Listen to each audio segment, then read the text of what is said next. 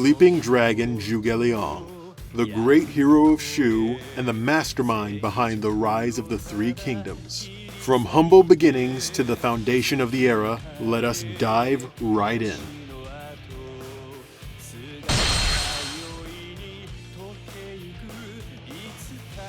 Zhuge Liang was an orphan who was raised by his uncle in Jing. In his youth, he was a student of the great scholar Sima Hui, alongside Zhu Shu and Pang Tong. He lived his adult life in recluse as a hermit, and refused to take part in any of the conflicts. Zhu Shu had informed Liu Bei about his fellow student from youth, and sent the young lord on a quest to find the sleeping dragon. Along the way, on his first 2 days, he met Pang Tong, Sima Hui, and Zhuge Liang's brother, Zhuge Jun, but no sleeping dragon. And on the 3rd day, he was finally able to gain audience with Zhuge Liang. After pleading for the strategist to join his cause, Zhuge Liang agreed to join Liu Bei's ranks. Now that I have Zhuge Liang, I am like a fish that has found water. Liu Bei would keep Zhuge Liang around at all times, even sleeping together in the same room, which would frustrate his brothers. To earn their trust, Zhuge Liang would have to prove his intelligence. When hearing of an impending attack led by Xiahou Dun, who outnumbered them 9-1, Zhuge Liang quickly came up with a plan for victory.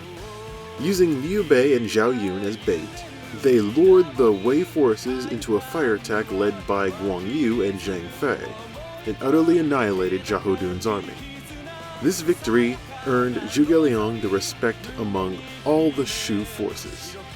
Later, Cao Cao would renew the assault on their base, placing Liu Feng and Li Feng as decoys, Zhao Yun on the fire attack, Guang Yu on the flood attack, and Zhang Fei holding the exit. Zhuge Liang was able to completely destroy Cao Cao's attack. Those who are skilled in combat do not become angered. Those who are skilled at winning do not become afraid. Thus the wise win before they fight, while the ignorant fight to win. After escaping Cao Cao's attack on Changban, Zhuge Liang advised Liu Bei to go into an alliance with Sun Quan. Zhuge Liang traveled to Wu in order to meet with their finest leaders and scholars. He explained that Cao Cao's army was massive compared to Wu, but advised Sun Quan to fight Cao Cao on the water, where they would have an advantage. With the backing of Zhou Yu and Huang Gai, the Sun-Liu alliance was formed. At the Battle of Chiribei, Zhou Yu had an altar constructed for Zhuge Liang's plan. There, he would make prayers for the wind to change and secure Wu's successful fire attack on Cao Cao's navy. With Cao Cao fully driven back, Zhuge Liang could move forward with his grand plan. Should you wish to take the overlordship, you will yield the heaven's favor to Cao Cao in the north, and you will relinquish the earth's advantage to Sun Quan in the south. You, my lord, will hold the human's heart and complete the Trinity. First, he needed Jing, and tricked Zhou Yu into attacking Wei before taking it immediately afterwards.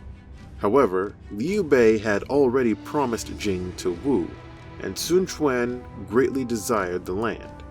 In order to keep the peace, Zhuge Liang arranged for his lord to marry Sun Zhangzhang.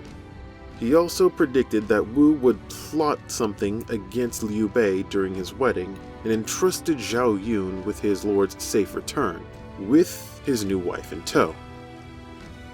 After Zhou Yu's death, Zhuge Liang was finally able to protect Jing.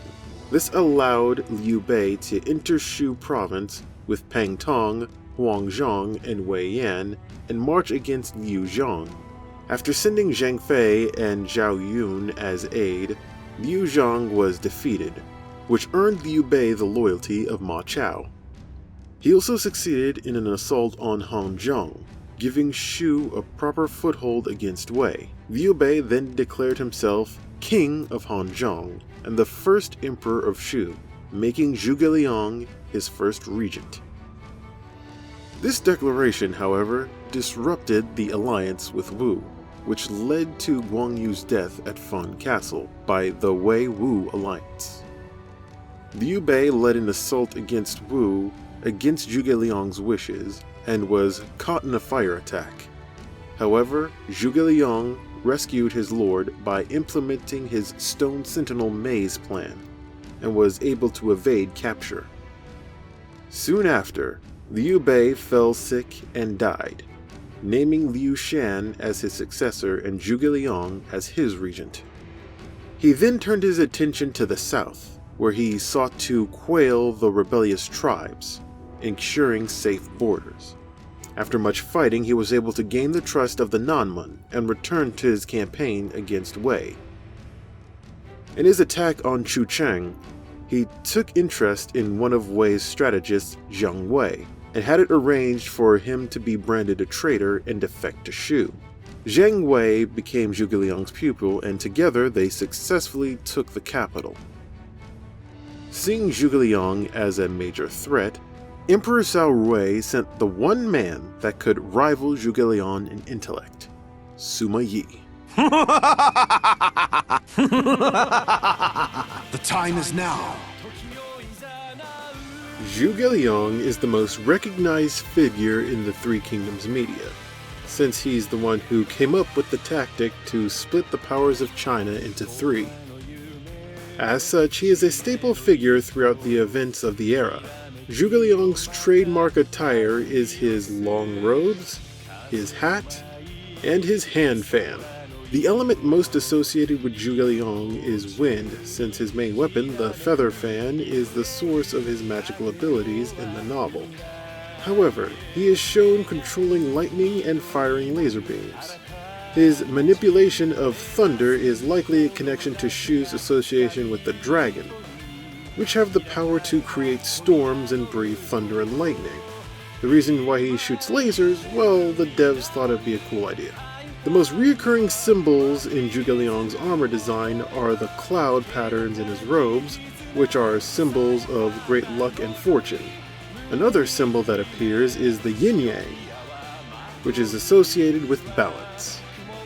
His main weapons, the Peacock Feather and Divine Feather, are named after two of the four gods, Zhu Shui, the Vermilion Bird, and Qing Long, the Azure Dragon. The former is meant to strengthen his ties with Peng Tong, the fledgling phoenix. He gained the nickname Sleeping Dragon from Peng Tong during his youth.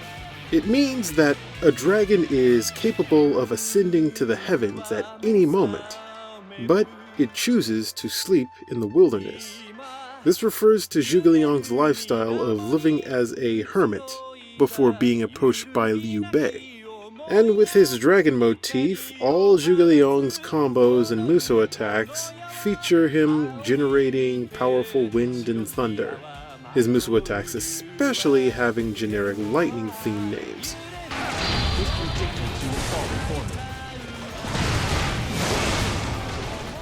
Zhuge Liang and Sima Yi's armies clashed at Jieting, Qinseng, Qishan, Chengdu, and finally Wuzhong, where he had his last stand against the Wei forces. Sensing his end, Zhuge Liang had his forces retreat while he stayed behind. Expecting another one of his rival's traps, Sima Yi withheld pursuit, which allowed the Shu forces to retreat safely. Zhuge Liang died at his post, leaving the future of Shu and his ambitions to Jiang Wei. A lot of good that did him.